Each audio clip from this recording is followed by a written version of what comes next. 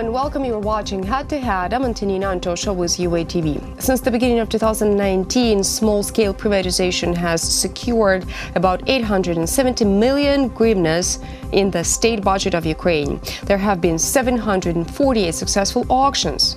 To talk more about the results of the first year of small-scale privatization in Ukraine, we welcome to our studio today Oleksiy Sobolev. He's the director of the state-owned enterprise ProZorro.Sale. Hello, and thank you for joining us. Hi, thank you for having me. According to the law of Ukraine and privatization of state and municipal property that entered into force in 2018, so 2 years ago, small privatization takes place through the electronic procurement system ProZorro.Sale. And this concerns the asset of state and municipal property worth up to 250 million hryvnias. Yeah, that's right. Could you dwell on the results? Yes, so just to compare the results versus what was been before us and then what has changed, definitely. So on average year, Ukraine has generated around 150 million hryvnias in small-scale privatization proceeds. Whereas in the last 12 months, we have generated with us 1.6 billion hryvnias, right? Which is more than tenfold increase in proceeds to the state and to municipal budgets, which says for itself. So the process is efficient. It is more efficient than even we anticipated. But even though we think that it is not as fast as need be for the government. So the country has more than 3,000 state-owned companies, and God knows how many municipal ones. I believe 90% of them are not managed by the state properly, right? So we should privatize them. 90% of them fit into this small-scale privatization, meaning that their assets are below $10 million of value. So they should be put up for sale. And with the new government, we see there's a bill and strong political, push for this. To make a large-scale, small-scale privatization. Okay. Well, I have just said in my intro that there have been 748 successful auctions. Which auction do you consider to be the most successful over the time period? It is definitely one in Lviv. They were selling the assets of the Lviv Council on the main square, Lviv Ploshcha Rynok, where many of the restaurants are situated. So this is basically like cash generating real estate. And the price per square meter for this real estate was around $16,000 per square meter, which is like the price in New York. Right. So that's probably the only Ukrainian municipal or state asset that have generated such price. And it is fair. It was really competitive auction, just like 15 participants there. And we've seen not just one participant suggesting this price, but like 5. Would you say that this real estate in Lviv was the most expensive lot put in auction? It was the most expensive lot bought on an auction, and it's not just like in our system. We think it is like country-wise. So it is the price per square meter compares well to Kyiv real estate and all the rest. We haven't seen many successful auctions in Kyiv, unfortunately. Why do you think is because that? We see there's a struggle in the Kyiv city-state administration to actually try to do fair privatization.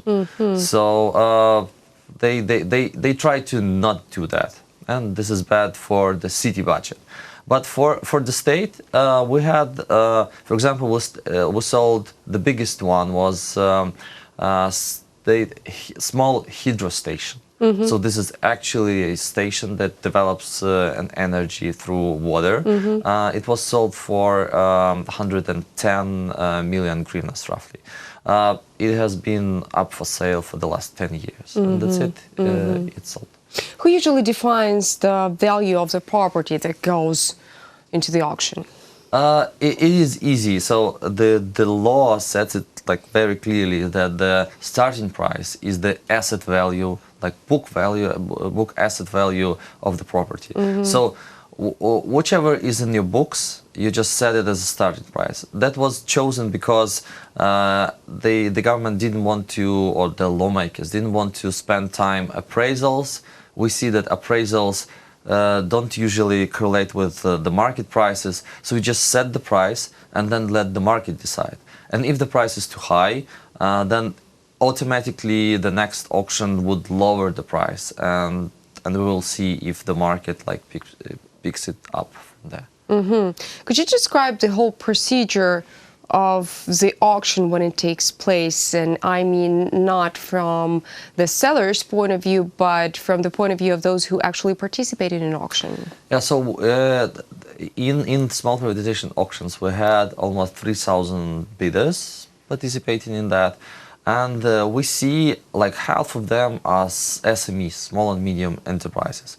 So it is very kind of like popular, I would say, among Ukrainian businessmen. Some of them came from abroad. So from the buyer perspective, you just register on one of the 50 platforms connected to the system. Right. You just pick them, how you like the websites, how you like the level of the services, how you like the support that they provide you. It is, I guess, the hardest part to pick one of the 50 there. But that's kind of the market that we created. So we connected anyone on the market who was willing to do that. And then, so what happens after the registration? Yeah, so you register there, and then you say, okay, I want to, that's how it's usually happening. It's not like you want yourself a hydro station. You usually say, I have 100 million hryvnias. I want to spend it on something. Yeah, I want to invest. Right. I want to invest in some real estate, on some business, because the government sold state plant Orion. It just functioning business. It's like not functioning very well, but it's still a business. So you say, I want some real estate in Lviv, or I want some real estate in Kyiv or Dnipro. And then this platform, it some do it automatically, some have their personal, like VIP support. They just provide you lists with auctions. And then if you like any kind of real estate or lot that's in there for sale, you deposit 10% of the starting value as a guarantee deposit to this platform. That's how, when you pick in the platform, you need to trust it, because they will be holding your guarantee deposit for several days before the auction ends. And then if everything goes well, you submit your bid, you place your guarantee deposit, and then you receive an access to a live auction at a certain date and time. The auction usually lasts for 2 and 3 hours. You outbid all the other people there. How many bidders are allowed to take part in the auction at once? The maximum we had were like 120 for Kyiv. Oh, wow. Yes. So the system is not really comfortable with those numbers, right? So, but I mean, and these auctions, we had like 3 auctions with 100+ bidders, and they were all in Kyiv. Which means, like, and if you ask Kyiv city administration, how many bidders do you have on your privatization auctions before, they would say like 1.5, so like below 2. Right. But the demand is enormous. Right. And there are lots of people with money here. But yeah, but on average, it's like 3 people, which is enough. The prices don't go up on average that much after the 5th bidder. So if you add like 6, 7, 8, you don't get that like kick in the price, in the final price. So, but there's a difference. If just 2 people show up for an auction, the price on average would increase by 10-15%. Right. If 5 people would show up for an auction, the price would increase on average like 60%. So how do you ensure the transparency of the whole procedure? I mean, if you say that there is the average of 3 people bidding at the auction, right? What if 2 of the people registered for the auction are,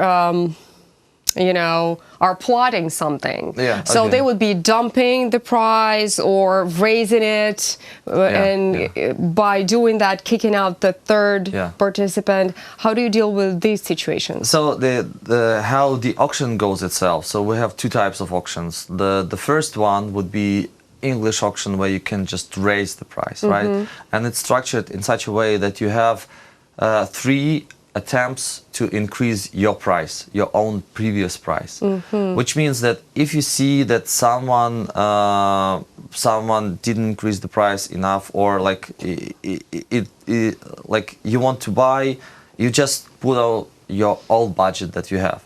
If you see some trolling activity, as we call it, when somebody says like billion hryvnias for this, which is completely false, right? So this person probably wants to just manipulate the auction. Right. Do you disqualify bidders like that? Yeah, you bid below it, so you can you just need to improve your own price, your own previous price, regardless of what everybody else doing. Right. Yeah.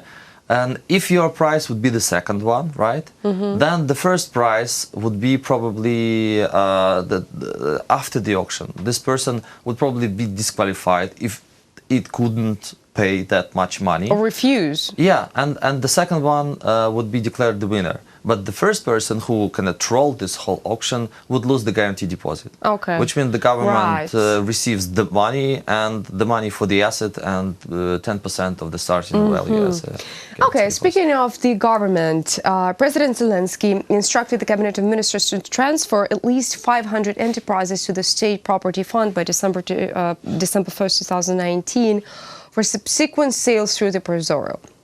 Sales electronic trading system within the framework of small privatization.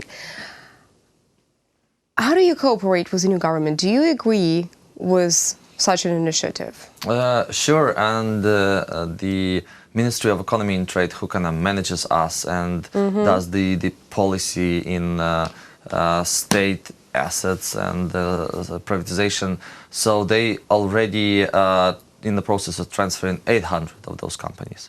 So even more than it was asked for. Yeah, because our view is very simple. So we have 3.6 thousand state-owned companies. Okay. Out of them, probably 100 or 200 would be like strategic or important, or you can't privatize us because we're just a technical function connecting the market. That's it.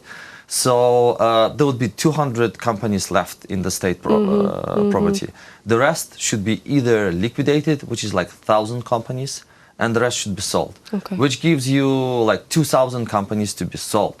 And in small privatization, we sold lots of like real estate.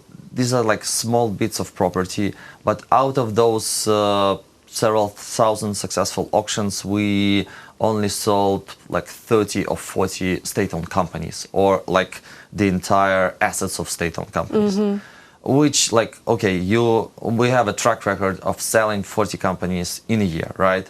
And now they're saying, okay, you should be selling 10 times more. I think that we can handle it as a system and as a market. I see the capacity there. It would be hard, I guess, to State Property Fund to do that. And we're already negotiating with them how to help them, how to get those 800 companies, not just from the ministry to the State Property Fund, but to the system and then to the final bidder.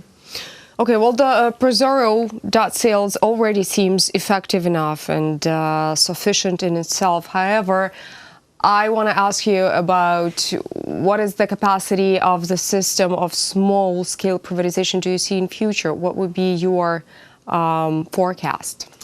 We hope that we will increase the proceeds like several times, definitely, and but it is mostly the bottleneck right now would be in the State Property Fund.